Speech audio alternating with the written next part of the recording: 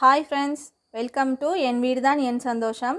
இன்றைக்கி நம்ம ரொம்ப டேஸ்டான தயிர் சேமியா எப்படி செய்கிறதுன்னு பார்க்கலாம். அதுக்கு முன்னாடி நம்ம சேனலை சப்ஸ்கிரைப் பண்ணாதவங்க மறக்காமல் சப்ஸ்கிரைப் பண்ணிக்கோங்க.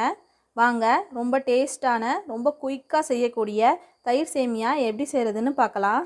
ஃபஸ்ட்டு நம்ம சேமியாவை வேக வச்சுக்கலாம். அதுக்கு ஒரு பாத்திரத்தில் தண்ணி வச்சு தண்ணி சூடானதுக்கப்புறம் நான் ஒரு பாக்கெட்டு வெள்ளை சேமியா எடுத்திருக்கேன். இப்போ இந்த தண்ணி சூடாயிடுச்சு. இப்போ இதை சேர்த்துக்குவோம். சேமியா நல்லா வேகட்டும். ஃபஸ்ட்டு வேக வச்சு தண்ணியை வடிகட்டி வச்சுக்கலாம். ஒரு 2-3 நிமிஷம் வரைக்கும் சேமியா வெந்தால் போதும். ரொம்ப குழைஞ்சி வேகக்கூடாது. ஒரு 2-3 நிமிஷம் மட்டும் சேமியா வேகட்டும். வெந்ததுக்கப்புறம் தண்ணியை வடித்து வச்சுக்கிட்டு அதுக்கப்புறம் தயிரை சேர்த்துக்கலாம். சேமியா நல்லா வெந்துருச்சு.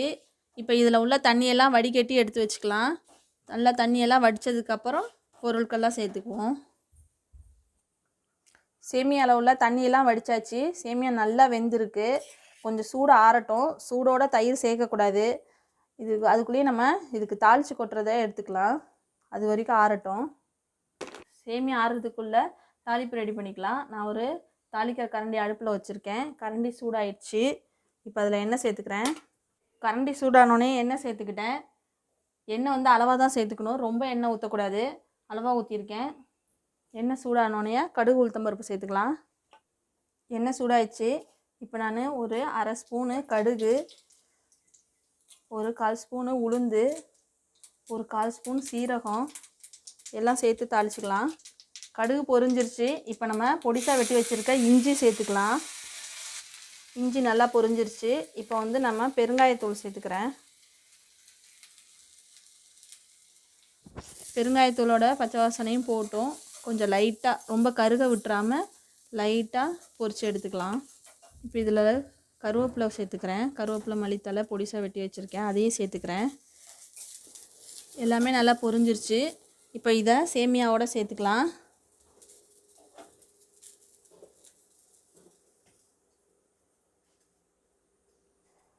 இப்போது இந்த தாளித்து கொட்டினது சேமியா எல்லாம் அதில் உள்ள சூடெல்லாம் கொஞ்சம் போகணும். சூடாக எல்லாமே சேர்த்தோம் அப்படின்னா கலரே சேஞ்ச் ஆகிடும். அதனால் கொஞ்சம் நல்லா ஆற விட்டு அதுக்கப்புறம் எல்லாத்தையும் சேர்த்துக்குவோம். தாளிக்கிறது ஏன் முதலே சேர்த்துக்கிட்டோன்னா அதுவும் சூடாக இருக்கும். அதனால் சேமியா ஆறுற வரைக்கும் தாளித்து கொட்டிட்டோம்னா அதுவும் சேர்ந்து ஆறிடும். கொஞ்சம் ஆறட்டும், நல்லாவே ஆறட்டும். சேமியா ஆறிடுச்சு. இப்போ இதில் ஃபஸ்ட்டு தயிர் சேர்த்துக்கலாம். தயிர் வந்து நல்லா சேமியா முழுகிற அளவுக்கு சேர்த்துக்கணும். நான் இப்போது 1 கப்பு தயிர் சேர்த்துக்கிறேன். பத்தலைன்னா மறுபடியும் சேர்த்துக்கலாம். சேமியா நல்லா ஆறுனதுக்கப்புறம் தான் தயிர் சேர்க்கணும். இல்லைனா தயிர் வந்து திரிஞ்ச மாதிரி போயிடும். அதனால் நல்லா ஆற விட்டு சேர்த்துக்கலாம். தயிர் சேர்த்ததுக்கப்புறம் நான் வெங்காயம் வெட்டி வச்சுருக்கேன், பச்சை மிளகா, கொஞ்சம் மாதுளம்பழம், கொஞ்சம் வெள்ளரிக்காய், கொஞ்சமாக கேரட்டு. ரொம்ப கேரட்டு போட்டோம்னா கலர் சேஞ்ச் ஆகிடும். அதனால் கொஞ்சம் கருவேப்பிலை, மல்லித்தலை. இப்போ இது எல்லாத்தையும் ஒன்று ஒன்றா சேர்த்துக்கலாம். வெங்காயம் சேர்த்துக்கிறேன். வெட்டி வச்ச எல்லாத்தையுமே அதில் சேர்த்துக்குவோம். மாதுளம்பழத்தை சூடோடு போடக்கூடாது. சூடோடு போட்டோம்னா மாதுளம்பழத்தில் உள்ள கலரே மாறிடும். இப்போ கொஞ்சமாக உப்பு சேர்த்துக்கலாம். கொஞ்சமாக சேர்த்துக்கிறேன். பத்தலைன்னா திருப்பி சேர்த்துக்கலாம். தயிர் போட்டிருக்கனால கண்டிப்பாக உப்பு பத்தாது. கடைசியாக இன்னும் கொஞ்சம் சேர்த்துக்குவோம். ஒரு 1/4 ஸ்பூன் சர்க்கரை சேர்த்துக்கிறேன். ஒரு 3/4 கப்பு பால் சேர்த்துக்கிறேன். அப்போ தான் வந்து சீக்கிரம் புளிக்காது. இல்லைனா சேமியா வந்து புளிச்சு போயிடும். இப்போ நம்ம எல்லாத்தையும் சேர்த்து நல்லா மிக்ஸ் பண்ணிக்கலாம்.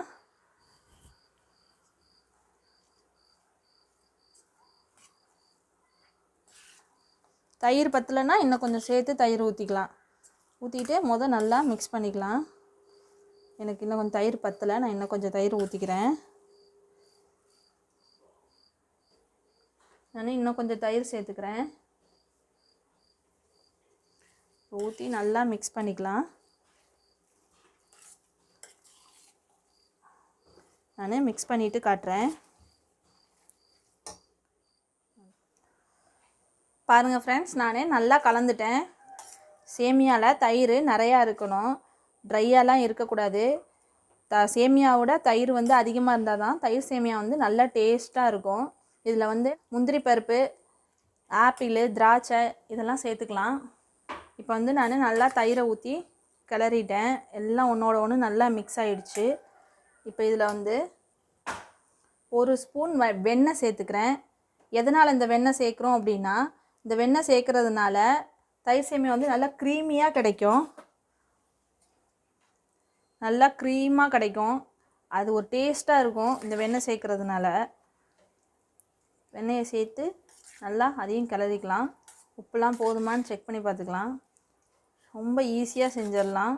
ரொம்ப டேஸ்ட்டாகவும் இருக்கும். அவ்வளோதான், நம்ம தயிர் சேமியா ஆல்மோஸ்ட் ரெடி ஆயிடுச்சு. ரொம்ப டேஸ்ட்டாக இருக்கும். நான் இப்போ இதை வேறு பிளேட்டுக்கு மாற்றிட்டு காட்டுறேன்.